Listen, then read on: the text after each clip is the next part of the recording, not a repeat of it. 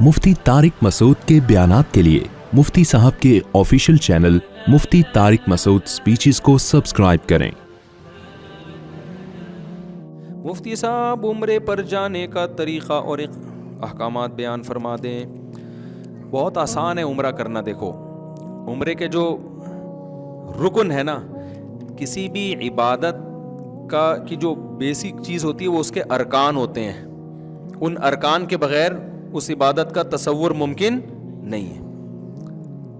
जैसे नमाज में क़याम, रुकू, सजदा, ये नमाज के अरकान है, तो ऐसे ही उम्रे का जो रुकन है ना वो है तवाफ़। वो क्या है? असल में उम्रा बेसिकली जो नाम है किस चीज़ का? तवाफ़ का नाम है। आई बात समझ में? शर्त क्या है? इहराम की हालत में होना। जैसे नमाज के अरकान है क़याम, रुकू, सजदा, शर्त है बावुज़ू होना। तो वुज़ू ये नमाज का रुकन नहीं है। नमाज रुकन कहते हैं अंदर की चीज़, और शर्त कहते हैं जो बाहर की चीज़ हो, जो बराह रास्त नमाज नहीं है। तभी आपका पहले से वुज़ू हो तो करने की ज़रूरत ही नहीं है आपको। लेकिन पहले से रुकू किया हुआ है तो क्या नमाज में रुकू नहीं करोगे? फिर भी करोगे दोबारा, ठीक है ना? तो अरकान जो है ना उसके जो बुनियादी चीज़ें होती हैं। तो इसी तरह खूब याद रखो कि उम्रे का जो रुकन है, इस पे क्लिप बनाएं, ये लाजमी ज़रूरी है। बहुत से लोग ये सवाल पूछते हैं। उम्रे का जो रुकन है वो है बैतुल्लाह का तवाफ। शर्त क्या है कि इहराम की हालत में। इहराम की हालत में, इहराम की हालत किसे कहते हैं? इहराम उस चादर का नाम नहीं है जो आपने ओढ़ी हुई होती है। खूब समझ लें। समझ में आ रही है बात? जैसे हम तकबीर तहरीमा, जब नमाज के लिए हम क़िबले की तरफ रुख करके अल्लाहु अकबर कहते हैं और हाथ बांध लेते हैं, अल्लाहु अकबर की राह पर पहुंचते ही आप नमाज में दाखिल। अब राह पर पहुंचते ही आप पर नमाज की पाबंदियां आयद हो जाती हैं। अब आप किसी से बात नहीं कर सकते, खाना पीना नहीं कर सकते, क़िबले से अपने सीने को फेर नहीं सकते। तो इहराम नमाज के अंदर भी हो गया कि नहीं हो गया? ये किस तरह से होगा? अल्लाहु अकबर कहने से। तो इसी तरह याद रखो, उम्रे में जब इहराम में दाखिल होते हैं या हज में भी, तो उसका तरीका ये है कि लब्बैक अल्लाहुम्मा लब्बैक ला शरीक लक लब्बैक इन्नल हम्दा वन निअमत लक वल मुल्क ला शरीक लक, ये अल्फाज कहे जाएं उम्रे की नीयत या हज की नीयत से। हज की नीयत है तो अल्लाहुम्मा इन्नी उरीदुल हज्जा, ए अल्लाह मैं हज का इरादा करता हूँ, फतक़ब्बलहु मिन्नी वयस्सिरहु ली। उर्दू में कह दें, इसको कबूल भी कर और आसान भी कर, उर्दू में भी कह दें। तो ये अल्फाज कहते ही आप इहराम में आ गए, चाहे आपने पैंट शर्ट पहनी हुई हो, उसमें चादरों का होना जरूरी नहीं है। और उम्रे की नीयत से कहे तो आप उम्रे के इहराम में आ गए, चाहे आप हरम के अंदर हो या हरम से बाहर हो, मीकात के अंदर हो, मीकात से बाहर हो। अब इहराम में आने के बाद इहराम की पाबंदियां शुरू हो जाएंगी। उन पाबंदियों में से एक पाबंदी है कि सिला हुआ लिबास नहीं पहन सकते। इसलिए पहले से सिला हुआ लिबास उतार लिया जाता है, क्योंकि जब लब्बैक अल्लाहुम्मा लब्बैक खत्म करेंगे ना उम्रे की नीयत से, तो फौरन इहराम में तो आप सिला हुआ लिबास तो पहना हुआ है ना अपने, तो गुनाह होगा आपको। उस गुनाह से बचने के लिए क्या किया जाता है भाई? सिला हुआ लिबास पहले उतारा जाता है, इहराम की नीयत बाद में की जाती है। तो इहराम नाम है इहराम की नीयत से तलबिया पढ़ना। इस हालत में जो आप आ जाते हो ना, उस हालत को इहराम की हालत कहा जाता है। उन चादरों को इहराम नहीं कहा जाता। वो चादरें जो हैं इहराम का हिस्सा हैं, यानी इहराम की पाबंदियों में से एक पाबंदी, और वो चादरें भी नहीं है। असल हुक्म ये है कि सिला हुआ कपड़ा नहीं पहनना। अब जाहिर है सिला हुआ कपड़ा तो नहीं पहनेंगे, तो अब क्या करें फिर? तो कुछ तो पहनना है ना। तो वो जो कुछ पहनना है वो इहराम में दाखिल नहीं है। वो कुछ पहनना वो उसका शर्म हया से ताल्लुक है। सही है ना, कि भाई सिलावा नहीं पहनना। यही वजह है, ये मैं इसलिए बता रहा हूँ कि बाज लोग इहराम बांध के वॉशरूम जा रहे हैं तो उनको वही चादरें उतारनी पड़ती हैं। वॉशरूम से फ़ोन कर रहे होते हैं, मुफ्ती साहब मैं इहराम की हालत में वो चादर उतार सकता हूँ? तो मैं उनसे फिर कहता हूँ भाई ये चादर इहराम नहीं है, ये तो आप उतार लें चादर। ये तो पहनी इसलिए जाती है ताकि लोग आपके,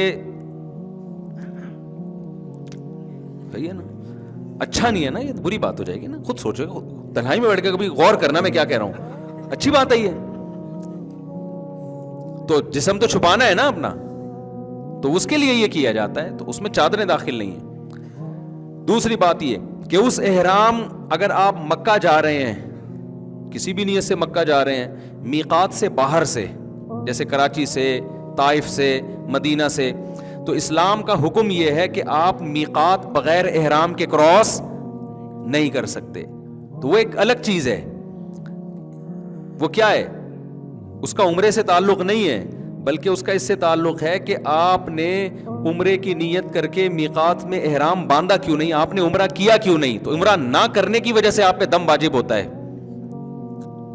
تو اب اس کا عمرے سے براہ راست تعلق نہیں ہے, بلکہ وہ یہ ہے کہ مثال کے طور پر شریعت آپ کو حکم دے کہ فلاں وقت میں نماز پڑھو, نہیں پڑھے تو یہ سزا ہے آپ کی. تو اب جو بھی باہر سے آ رہا ہوتا ہے, مکہ یا بیت اللہ, مکہ جا رہا ہے کسی بھی کام سے, تو اسلام اس پر لازم کرتا ہے کہ آپ چونکہ مکہ اللہ کا شہر ہے, آپ اس پہ جا رہے ہو اور آپ ہو بھی مسلمان, تو یہ جو اللہ کی باؤنڈری ہے نا جس کو میقات کہا جاتا ہے, تو پہلے آپ نے جا کے عمرہ کرنا ہے اور احرام آپ کا شروع ہوگا میقات سے پہلے. یہ اگر آپ نے کراس کیا میقات تو بعد میں احرام تو مان لیا جائے گا, لیکن دم آپ پر واجب ہوگا کہ آپ نے کیوں یہ بغیر احرام کے کراس کیا. سمجھتے ہو کہ نہیں سمجھتے؟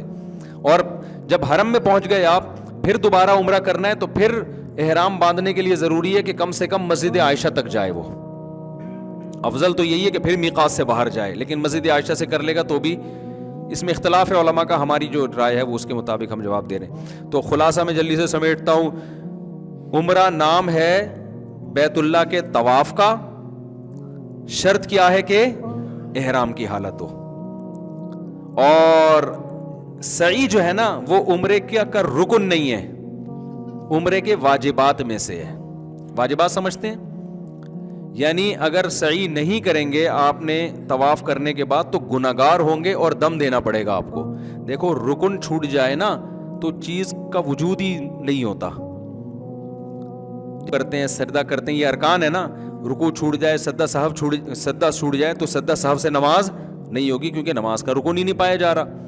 لیکن اگر آپ نے یہ تمام چیزیں کر لیں, اتحیات کے بعد غلطی سے درود شریف پڑھ لیا, اٹھنے میں تاخیر ہو گئی, تو ارکان تو پھر بھی پورے ہو رہے ہیں نا, تو ان غلطیوں کی وجہ سے کیا لازم ہوگا؟ سجدہ سہو. تو جب آپ گئے احرام کی شرط پوری کر کے آپ نے بیت اللہ کا طواف کیا, اس طواف کے نتیجے میں آپ کا عمرہ ہو گیا. سعی یہ عمرے کے واجبات میں سے ہے, آپ اگر نہیں کریں گے تو گناہگار ہوں گے, لیکن عمرہ آپ کا ہو جائے گا, آپ پر دم واجب ہوگا. لیکن طواف ہی چھوڑ دیا آپ نے تو دم سے عمرہ نہیں ہو جائے گا, پھر تو کیا ہی نہیں آپ نے عمرہ. تو اس میں جو مرکزی حیثیت ہے وہ بیت اللہ کو ہے. آپ جو جاتے ہیں بیت اللہ کے طواف کرنے کے لیے جاتے ہیں اصل میں. حج کس کا نام ہے؟ حج میں 2 ارکان ہیں, عمرے میں کتنے ہیں؟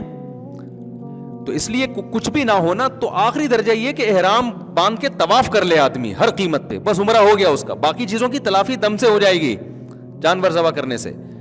تو حج میں بھی یاد رکھو 2 کام حج کے ارکان میں سے ہیں, وہ نہیں ہوں گے تو حج نہیں ہوگا آپ کا. 2 کام کر لیے نا تو حج ہو گیا, باقی تمام چیزوں کی تلافی دم کے ذریعے ہو جائے گی.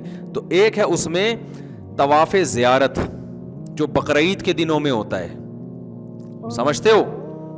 حج اس کا نام ہے, یہ جو بقرعید کے دنوں میں, اس کے ٹائم بھی متعین ہے, وہ ٹائم بھی آپ آگے پیچھے نہیں کر سکتے. جیسے فرض نماز کا ٹائم متعین ہے نا, تو جو حج کا فرض طواف ہے اس کا بھی ٹائم شریعت میں متعین ہے.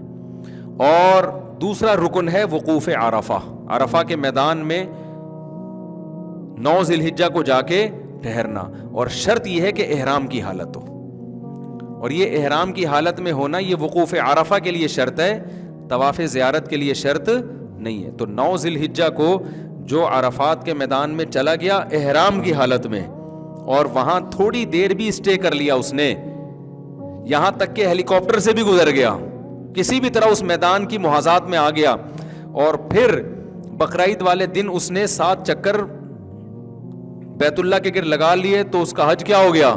کمپلیٹ.